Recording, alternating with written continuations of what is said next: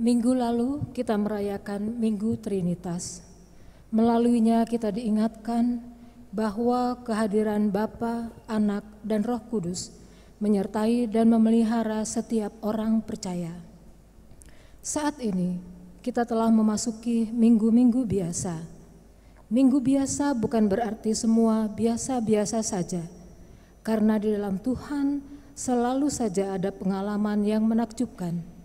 Seperti yang saat ini tengah marak di masyarakat kita dengan istilah new normal. Situasi di mana kita diajak untuk beradaptasi sehingga membentuk pola baru atau tatanan kehidupan yang tak seperti biasanya. Kehidupan baru. Situasi baru yang masih sulit untuk kita jalani. Namun kita juga diingatkan bahwa di tengah kesulitan yang kita jalani selalu ada tuntunan kasih Allah.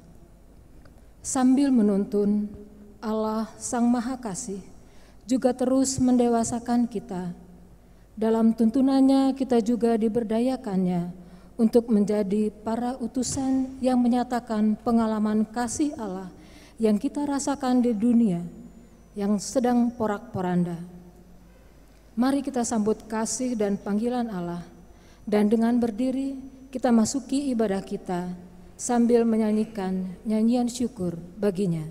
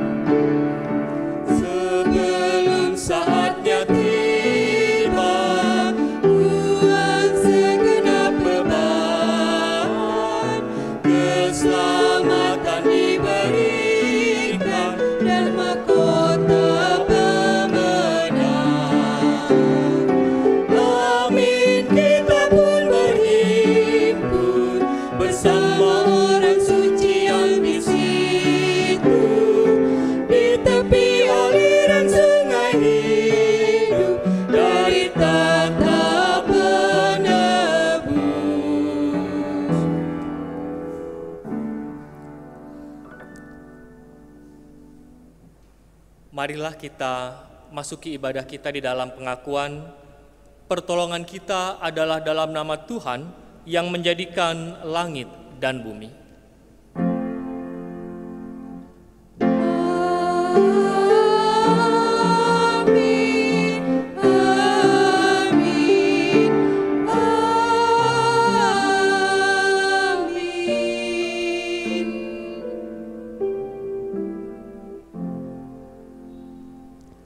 Salam kasih karunia dan damai sejahtera dalam Tuhan Yesus Kristus beserta saudara.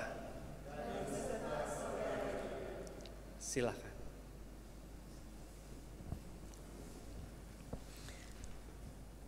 Nas dalam surat 1 Petrus pasal 2 ayat 9 menjadi nas pembuka kita.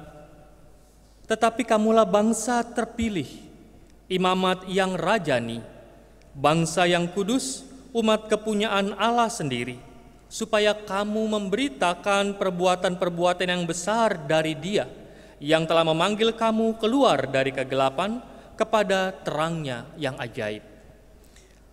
Panggilan orang beriman melalui nas ini tak hanya untuk mendapatkan terang dan perbuatan-perbuatan Allah yang besar untuk dirinya sendiri, melainkan setelah mendapatkan semua kebajikan Allah itu, mereka diutus untuk menghadirkan terang itu di tengah dunia.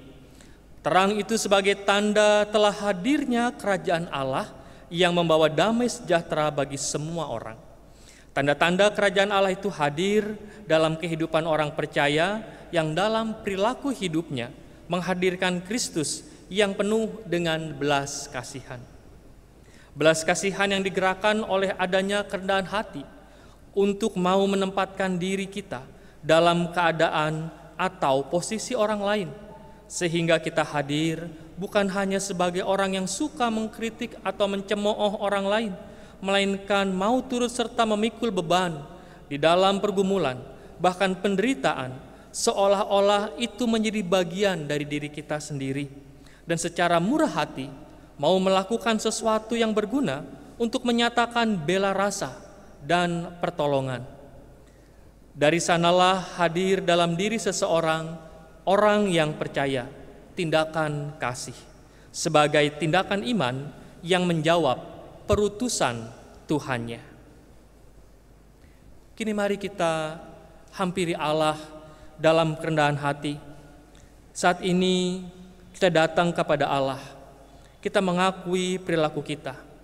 Apakah kita telah menjawab panggilan perutusannya seperti yang dinyatakan tadi, atau malah sibuk memperjuangkan kepentingan atau keinginan-keinginan kita sendiri, sehingga bukan sebagai penghadir kerajaan Allah yang hadir dalam penuh damai, tetapi sebaliknya hanya menghadirkan kerusuhan dan menambah pergumulan di tengah kehidupan bersama. Karena itu marilah kita masuk ke hadapan Allah, kita hampiri Allah, dan mari kita mohon pengampunannya. Umat diberi waktu untuk berdoa secara pribadi. Kita berdoa.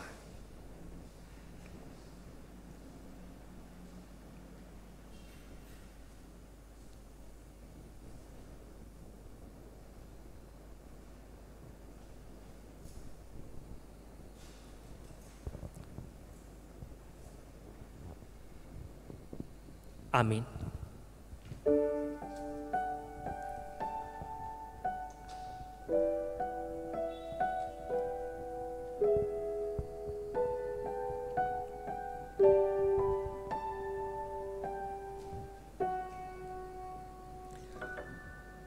Tuhan kasihani, Kristus kasihani, Tuhan kasihani kami. Mari kita berdiri, kita sambut anugerah Tuhan yang dilandasi melalui Lukas pasal 6 ayat 36 sampai 37 demikian. Hendaklah kamu murah hati, sama seperti Bapamu adalah murah hati. Janganlah kamu menghakimi, maka kamu pun tidak akan dihakimi. Dan janganlah kamu menghukum, maka kamu tidak akan dihukum. Ampunilah, dan kamu akan diampuni. Demikianlah berita anugerah dari Tuhan. Damai Tuhan besertamu.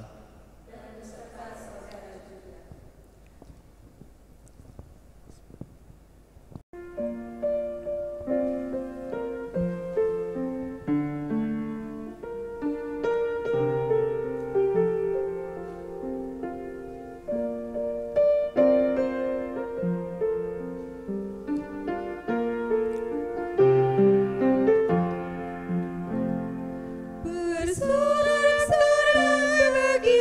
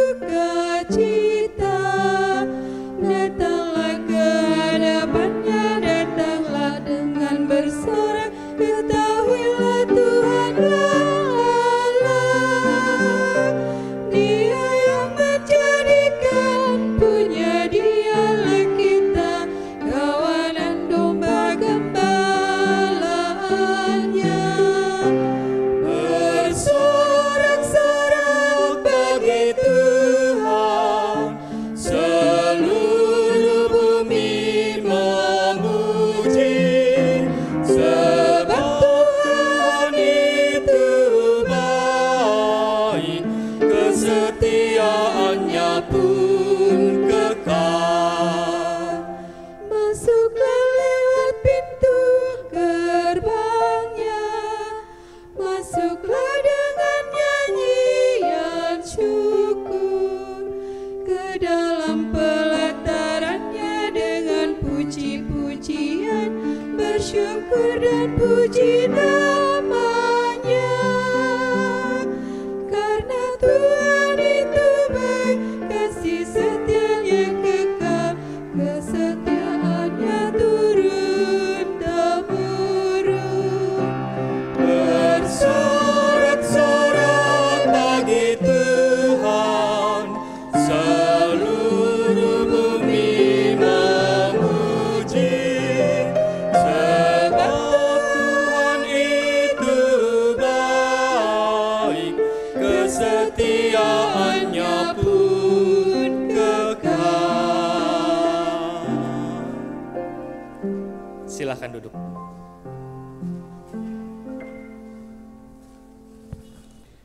Umat Tuhan, mari kita berdoa. Ya Tuhan Allah kami, di dalam rasa syukur kami datang kepadamu. Di tengah-tengah masa pandemi yang saat ini sampai hari ini belum kami ketahui kapan akan berakhir.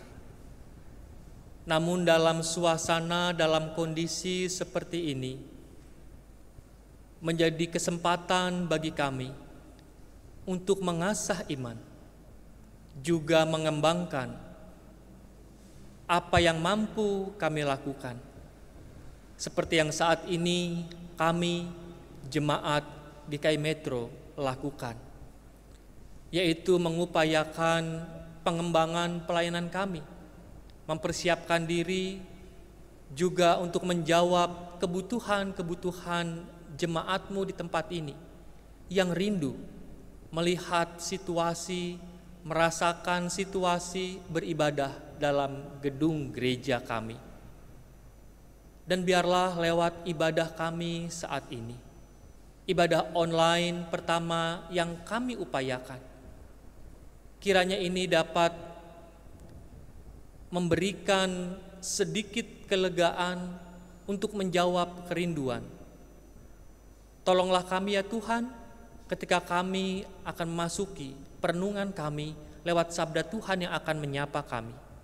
Dan biarlah juga kiranya Roh Kudus yang menolong kami, sehingga kami dapat fokus pada firman-Mu, kami dapat menemukan makna di balik firman-Mu itu, dan kami dimampukan untuk dapat mewujudkan panggilan firman-Mu, diutus untuk menghadirkan tanda kerajaan Allah. Inilah kami Bapa, di dalam terang dan kuasa Roh Kudus kami berdoa dan mengucap syukur. Amin. Umat Tuhan, kita akan merenungkan bersama firman Tuhan yang dilandasi melalui Matius pasal 9 ayat 35 sampai dengan Matius 10 ayatnya yang ke-8. Matius pasal 9 ayat 35 sampai dengan Matius 10 sampai dengan ayatnya yang ke-8. Nas yang menjadi dasar perenungan kita diutus menghadirkan tanda kerajaan Allah. Demikianlah Injil Tuhan Yesus Kristus. Demikianlah Yesus berkeliling ke semua kota dan desa. Ia mengajar dalam rumah-rumah ibadat dan memberitakan Injil Kerajaan Allah serta melenyapkan segala penyakit dan kelemahan. Melihat orang banyak itu, tergeraklah hati Yesus oleh belas kasihan kepada mereka, karena mereka telah lelah dan terlantar, seperti domba yang tidak bergembala. Maka katanya kepada murid-muridnya, tuaian memang banyak, tetapi pekerja sedikit. Karena itu, mintalah kepada Tuan yang empunya tuaian, supaya ia mengirimkan pekerja-pekerja untuk tuaian itu. Yesus memanggil ke-12 murid-muridnya dan memberi kuasa kepada mereka untuk mengusir roh-roh jahat dan untuk melenyapkan segala penyakit dan segala kelemahan. Inilah nama ke-12 rasul itu. Pertama, Simon yang disebut Petrus dan Andreas saudaranya, dan Yakobus anak Zebedeus dan Yohanes saudaranya, Filipus dan Bartolomeus, Thomas dan Matius pemungut cukai, Yakobus anak Alfeus dan Tadeus, Simon orang Zelot, dan Yudas Iskariot yang mengkhianati dia. Ke-12 murid itu diutus oleh Yesus, dan ia berpesan kepada mereka, "Janganlah kamu menyimpang ke jalan bangsa lain atau masuk ke dalam kota orang Samaria, melainkan pergilah kepada domba-domba yang hilang dari umat Israel. Pergilah dan beritakan kerajaan sorga sudah dekat. Sembuhkanlah orang sakit, bangkitkanlah orang mati, tahirkanlah orang kusta, usirlah setan-setan. Kamu telah memperolehnya dengan cuma-cuma. Karena itu berikanlah pula dengan cuma-cuma." Sedemikian jauh pembacaan Injil Tuhan Yesus Kristus. Berbahagialah mereka yang mendengar dan memelihara firman-Nya dalam kehidupan hari lepas hari. Haleluya.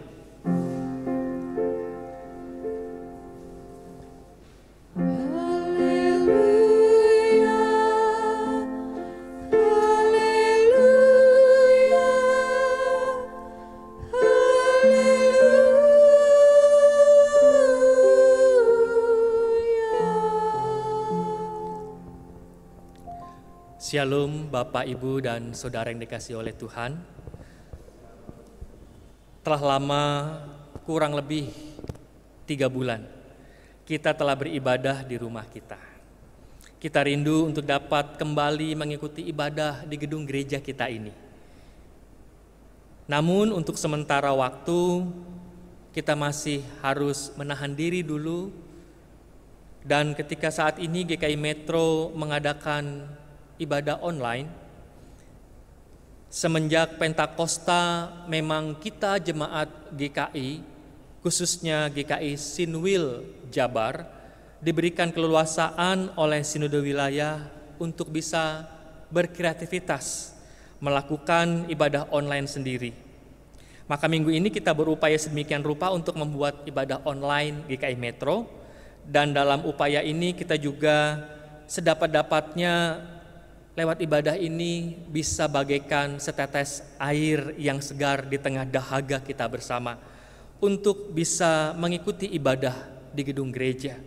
Dan meskipun masih lewat online, setidaknya ibadah dengan melihat suasana gereja kita sendiri bisa sedikit mengobati kerinduan kita. Bapak Ibu, minggu ini kita merenungkan tema diutus menghadirkan tanda kerajaan Allah.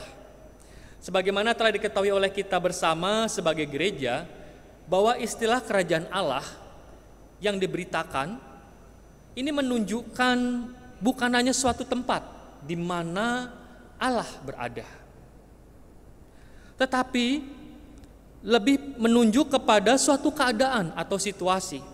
Matius kerap menggunakan kerajaan sorga yang sama artinya dengan kerajaan Allah, menunjuk pada suatu keadaan, menunjuk pada suatu situasi, keadaan di mana di sana keselamatan dari Allah dinyatakan kepada kita semua. Namun persoalannya adalah bagaimana keselamatan dari Allah ini bisa kita rasakan di tengah-tengah pandemi COVID-19 ini. Bagaimana hal kerajaan sorga atau kerajaan Allah ini bisa hadir dan dirasakan oleh semua orang di tengah-tengah keputusasaan, di tengah-tengah kancah pergumulan dunia dewasa ini. Bapak Ibu, sebelum kita menjawab pertanyaan-pertanyaan tadi, mungkin baik kalau kita melihat, merenungkan sejauh mana Injil Matius ini ditulis, disampaikan, dan diberitakan hingga kepada kita saat ini. Kalau kita membaca perikop kita tadi dalam Matius pasal 9 ayat 35 sampai dengan Matius pasal 10 sampai dengan ayatnya yang ke-8. Kita melihat Lembaga Alkitab Indonesia sengaja membaginya menjadi 3 perikop. Perikop pertama kita melihat bagaimana di sana dinyatakan Yesus yang berbelas kasih, menyaksikan orang banyak yang terlantar, lemah, kelaparan. Kemudian perikop yang kedua mengajak kita untuk melihat bagaimana murid-murid Yesus yang pertama diutus di tengah situasi orang-orang yang ada pada saat itu. Kemudian yang ketiga, bagaimana murid-murid Yesus dalam segala keterbatasannya juga pergumulannya diutus untuk membawa kerajaan Allah di tengah-tengah umat yang bergumul, terlantar, lemah, dalam tekanan. Karena itu kita melihat di sini dalam 3 perikop ini, yang menjadi tema sentral adalah kerajaan sorga diberitakan. Tidak hanya dalam perikop ini, tetapi kalau kita mau melihat isi keseluruhan Injil Matius, berpusat pada pemberitaan kerajaan Allah. Kerajaan Allah yang dimaksud seperti tadi adalah bagaimana janji Allah, hadirnya Sang Mesias yang dijanjikan untuk membawa pembebasan tidak hanya bagi bangsa Israel, tapi pada semua manusia. Kerajaan Allah diwartakan tidak hanya setelah 40 hari kebangkitan Yesus, tapi jauh sebelum itu, bahkan 3,5 tahun perjalanan kehidupan Yesus dalam pelayanannya, Yesus dalam catatan Injil Matius senantiasa memberitakan hal kerajaan sorga. Karena itu kita ingin melihat kepada siapakah Injil Matius ini ditujukan dan apa tujuannya. Injil Matius sedikit berbeda dari Injil-Injil yang lain. Berbeda bukan hanya Injil Matius sebagai Injil yang paling muda, tapi ditempatkan sebagai Injil yang pertama. Tetapi berbeda karena di sini kita melihat konteks pewartaan kerajaan Allah diberitakan justru di tengah-tengah orang-orang Kristen Yahudi.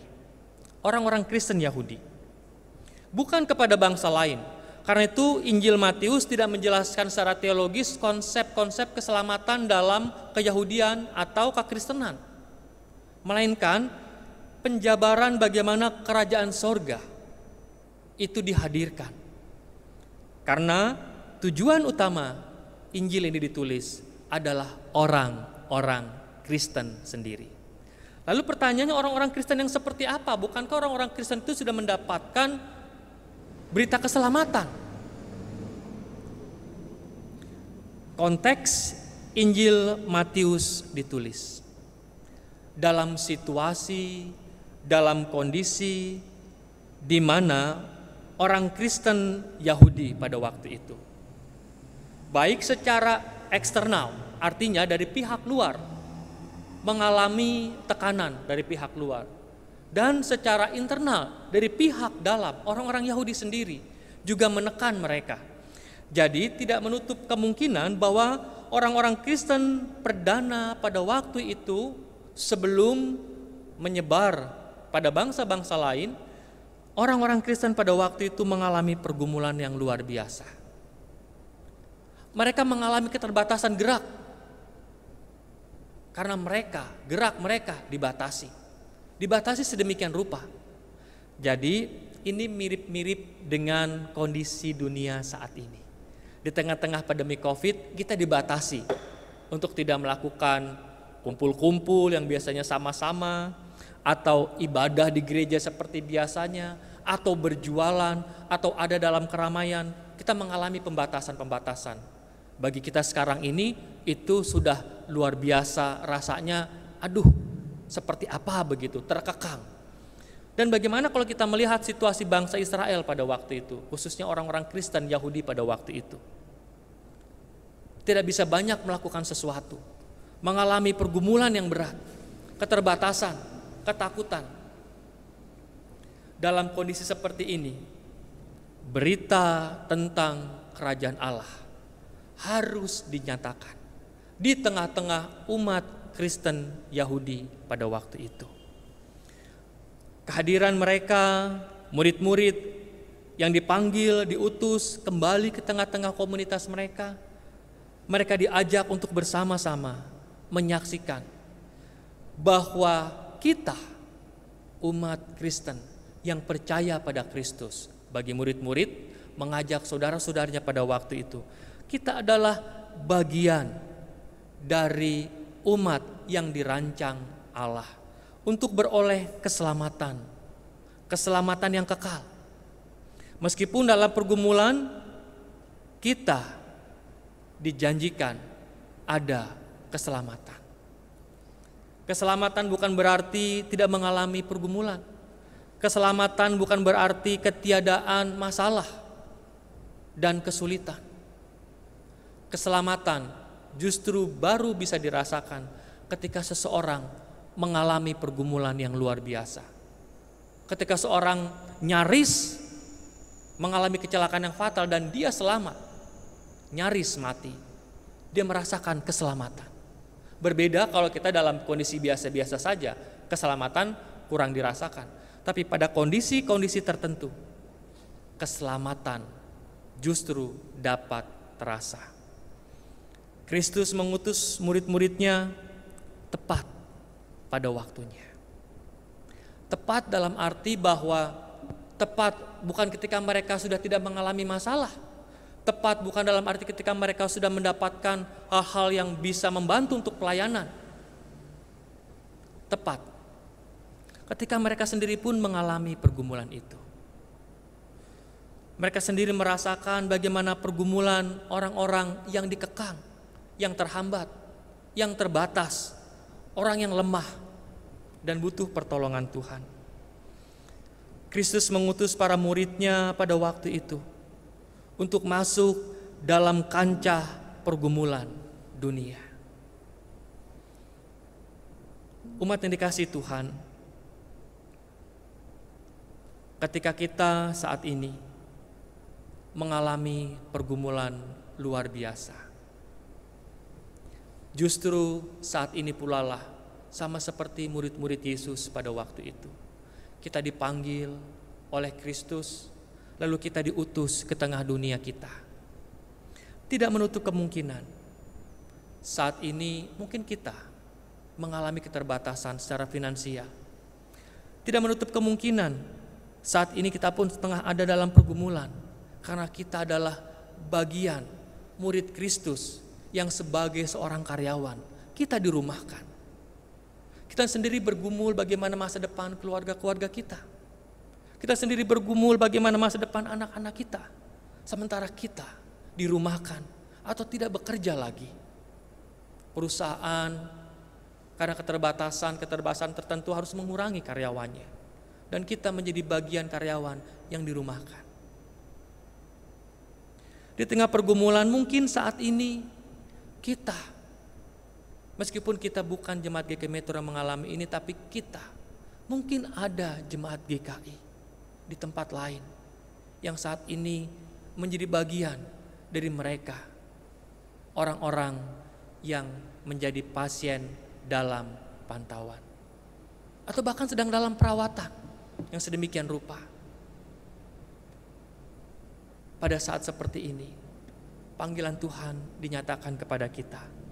Kita diutus, dipanggil untuk menghadirkan tanda kerajaan Allah. Ketika para murid Yesus pada waktu itu diutus, mereka juga mengalami hal yang sama. Sama seperti kita saat ini yang diutus sedang mengalami pergumulan-pergumulan yang sama dengan saudara-saudara kita yang lain. Dalam pengalaman-pengalaman yang sama, justru disinilah kita diutus sebagai murid Kristus. Apakah di sana dalam diri seorang murid Kristus memiliki sikap yang berbeda? Kita sama-sama bergumul, kita sama-sama mengalami pengalaman yang sama di tengah pandemi COVID, di tengah pergumulan apapun, ya, sebagai murid Kristus kita tak lepas dari semua pergumulan dan kesengsaraan hidup. Namun yang membedakan adalah bagaimana sikap seorang Kristen menghadapi pergumulannya. Di dalam kitab Roma pasal 5 ayat 1 sampai 8, Rasul Paulus menegaskan bahwa pengharapan itu ada, bahwa tahan uji itu muncul dalam diri seseorang ketika dia bertekun di dalam kesengsaraannya. Dia bertekun dalam kesengsaraannya karena apa? Karena satu alasan, dia telah menerima kabar baik dalam kabar kerajaan Allah. Dia yakin betul kerajaan Allah itu sudah dia alami, meskipun dia mengalami sendiri kesengsaraan itu. Kerajaan Allah itu telah hadir dalam dirinya, meskipun dia menjadi bagian dari orang-orang yang sedang sakit karena pandemi COVID ini.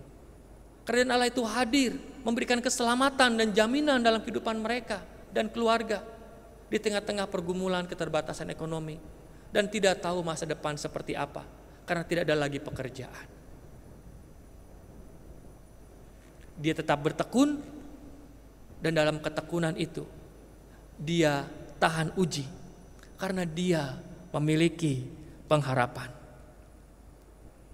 Bapak, Ibu, dan Saudara, justru ketika kita dalam kondisi terlemah kita, kuasa Tuhan terasa bagi kita.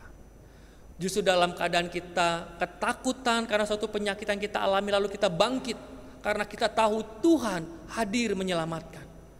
Justru di sana kekuatan kita menghadirkan kerajaan Allah. Waktu kita merasa besar, waktu kita merasa kuat, waktu kita merasa pintar, justru di sana seringkali Tuhan tidak hadir.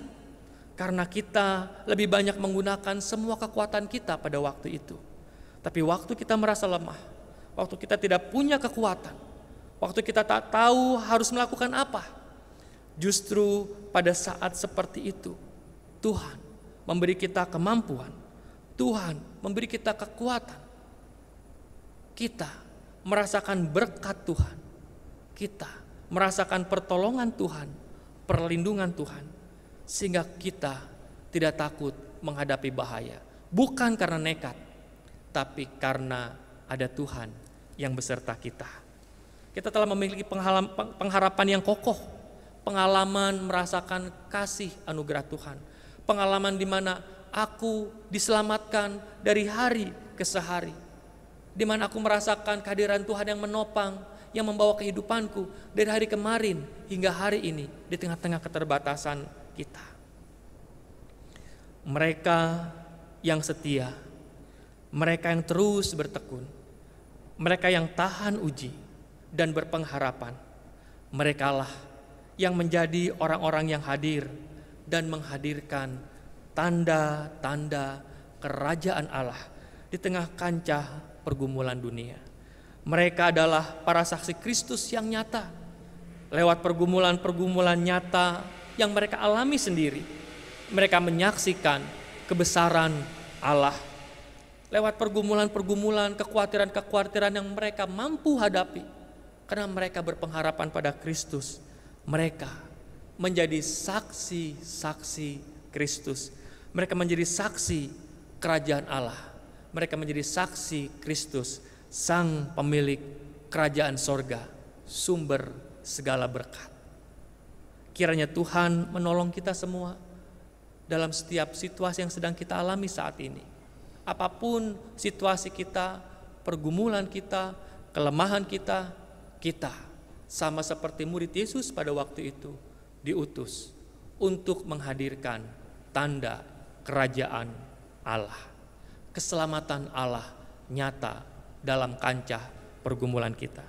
Kiranya Kristus menolong kita. Tuhan memberkati. Amin.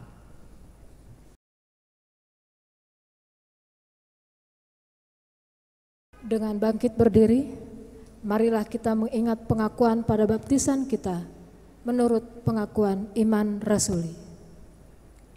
Aku percaya kepada Allah, Bapa yang Maha Kuasa, Halik langit dan bumi, dan kepada Yesus Kristus anaknya yang tunggal Tuhan kita, yang dikandung daripada Roh Kudus, lahir dari anak darah Maria, yang menderita sengsara di bawah pemerintahan Pontius Pilatus, disalibkan, mati dan dikuburkan, turun ke dalam kerajaan maut.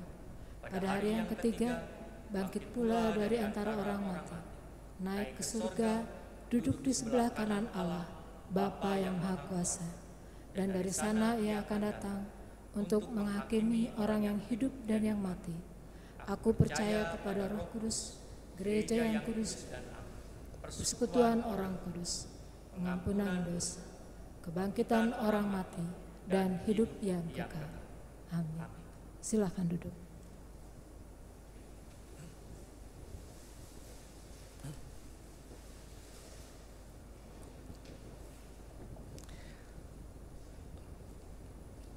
Umat Tuhan, mari kita masuk di dalam doa syafaat kita. Ya Tuhan Allah kami, saat ini kami mau bersyukur kepadamu bahwa di tengah-tengah pandemi COVID-19 yang belum kami ketahui kapan ini berakhir, Tuhan terus menolong kami, Tuhan terus menopang kami, Tuhan terus menyertai kami. Kami juga bersyukur di tengah-tengah pandemi ini, kami dapat melihat situasi ini secara baru, situasi yang tidak normal, situasi yang jauh dari kehidupan kami sebelumnya. Namun di dalamnya, kami pun dapat belajar banyak hal. Kami dapat mengembangkan kreativitas kami. Justru ketika kami ada di rumah, kami dapat berefleksi lebih dalam pada kehadiran Tuhan. Justru ketika kami lebih banyak ada di rumah, kami dapat merasakan kehangatan bersama keluarga, membuat bahkan yang selama ini ada yang terhilang dari kehidupan keluarga kami. Justru di tengah pandemi ini, ketika kami harus tinggal di rumah, kami merasakan kembali kehangatan keluarga. Kami bersyukur dalam setiap pengalaman yang boleh Tuhan izinkan terjadi dalam kehidupan kami. Saat ini Tuhan, kami pun datang kepada Tuhan. Masih dalam suasana pandemi ini, kami memohon pertolongan Tuhan juga di tengah-tengah pergumulan umat-Mu di tempat ini. Kami pun bergumul ya Tuhan, tentang pekerjaan kami yang sebelumnya kami tekuni. Kami mengalami keterbatasan. Bahkan ada di antara kami yang harus tidak bekerja karena kami dibatasi dalam hal beraktivitas. Kami tidak bekerja ketika lahan pekerjaan kami ditutup untuk sementara waktu. Kami tidak bekerja karena kami dirumahkan dari tempat kami bekerja. Tolonglah kami Tuhan di tengah-tengah pergumulan umat-Mu saat ini. Berikan kami kekuatan agar kami dapat terus merasakan kerajaan Allah itu. Sungguh telah Tuhan hadirkan dalam kehidupan kami. Sungguh kerajaan Allah dan keselamatan yang Engkau janjikan juga Engkau nyatakan kepada kami dari hari ke hari. Meskipun ada kekhawatiran kami untuk melihat hari esok, namun biarlah kami tetap tegar melangkah di dalam iman. Biarlah kiranya rasa kemanusiaan kami juga tergerak untuk sesama kami. Di tengah-tengah keterbatasan kami, bahkan kekurangan kami pun tidak kehilangan panggilan Tuhan untuk mewartakan kerajaan Allah, mewartakan kasih Allah. Biarlah melalui pergumulan kami yang kami jalani, dan ketika kami tegar untuk melaluinya, itu pun menjadi kesaksian kami yang meneguhkan semua orang yang mengalami pengalaman-pengalaman yang sama seperti kami. Biarlah mereka pun dapat belajar tentang ketekunan, tentang pengharapan, tidak hanya kepada sesama kami seiman, tapi biarlah lewat ketekunan kami di dalam iman, ada banyak orang pun yang di luar gereja kami pun dikuatkan oleh kehadiran kami. Bapa di dalam surga, kami juga mau berdoa untuk setiap layanan-layanan kami di kemajelisan. Tuhan, tolonglah kami sebagai majelis jemaat, agar kami juga lebih peduli, mata kami lebih terbuka, telinga kami lebih peka untuk mendengar. Dan biarlah dalam setiap upaya-upaya yang kami lakukan, itu semua dapat menjawab bagian-bagian pergumulan dari jemaat-Mu ini. Tidak semua pergumulan dapat kami jawab karena keterbatasan kami. Namun biarlah ketika kami membuka diri, agar kami dipakai oleh Tuhan, agar kami diutus oleh Tuhan, biarlah majelis jemaat yang penuh dengan keterbatasan ini pun dapat menghadirkan damai sejahtera, kerajaan Allah di tengah kehidupan umat, bahkan di tengah kehidupan masyarakat kami. Kami pun berdoa untuk para pemimpin bangsa kami, masyarakat kami, biarlah mereka pun tetap tegar untuk melewati pergumulan-pergumulan ini. Untuk para pemimpin bangsa kami, biarlah dalam hikmat mereka dapat terus mengayomi, dapat terus menguatkan, dapat terus mengambil kebijakan-kebijakan, langkah-langkah praktis dan taktis untuk dapat menjawab kebutuhan-kebutuhan di tengah masyarakat yang tengah bergumul ini. Bapa, kami membawa semua pergumulan kami ini, kami meletakkannya di dalam nama Tuhan Yesus Kristus yang telah mengajar kami berdoa. Bapa kami yang di sorga, dikuduskanlah namamu, datanglah kerajaanmu, jadilah kehendak-Mu di bumi seperti di sorga. Berilah kami pada hari ini makanan kami yang secukupnya, dan ampunilah kami akan kesalahan kami, seperti kami juga mengampuni orang yang bersalah kepada kami.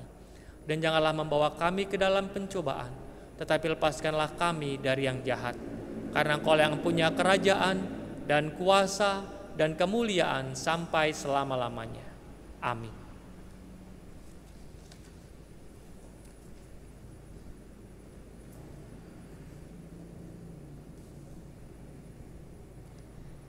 Mari kita mengumpulkan persembahan berdasarkan panggilan firman Tuhan melalui Roma 11 ayat 36 yang berbunyi demikian.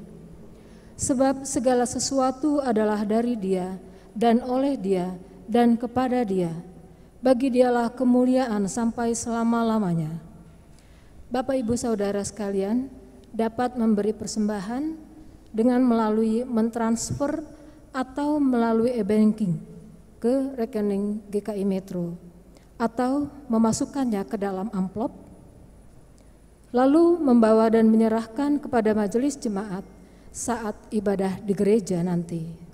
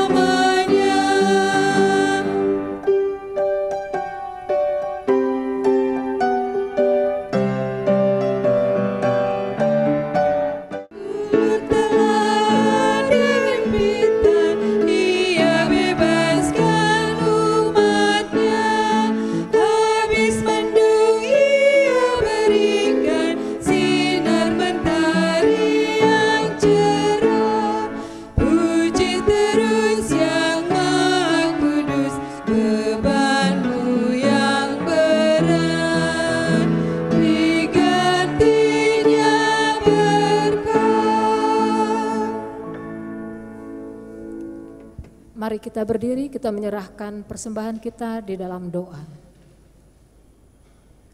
Ya Tuhan Allah, Engkau adalah sumber dari segala yang baik dan indah dalam kehidupan kami. Sebagian dari pemberian-Mu kami serahkan kembali kepadamu. Terimalah persembahan ini ya Tuhan, sebagai tanda pengakuan kami, bahwa Engkaulah yang memiliki tubuh, jiwa, dan roh, serta harta yang ada pada kami. Terimalah persembahan ini ya Tuhan, sebagai tanda syukur dan terima kasih, sebab kami sudah menerima sangat banyak dari Tuhan. Terimalah persembahan ini ya Tuhan, sebagai tanda iman, sebab kami percaya Engkau menjamin masa depan dan mencukupkan segala kebutuhan kami, sehingga kami tidak perlu khawatir untuk memberi, berbagi, dan berkorban. Berkatilah persembahan yang kami kumpulkan ini ya Tuhan, untuk keperluan perluasan kerajaan-Mu di dunia ini. Amin.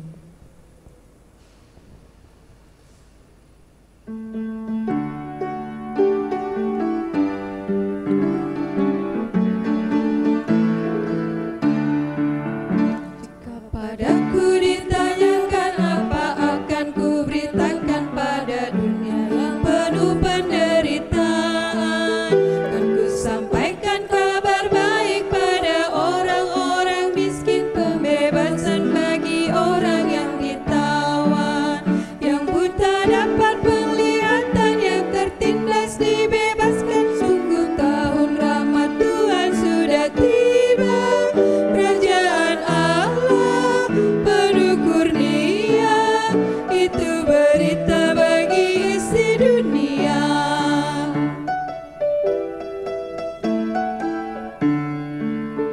Jika padaku ditanyakan apa akan ku sampaikan pada dunia yang penuh dengan cobaan, aku bersaksi dengan kata tapi juga dengan karya, menyampaikan kasih Allah yang sejati. Telah tersedia bagi kita pengampunan dan anugerah, keselamatan dalam Kristus puteranya. Kerajaan Allah penuh kurnia, itu berita bagi isi dunia.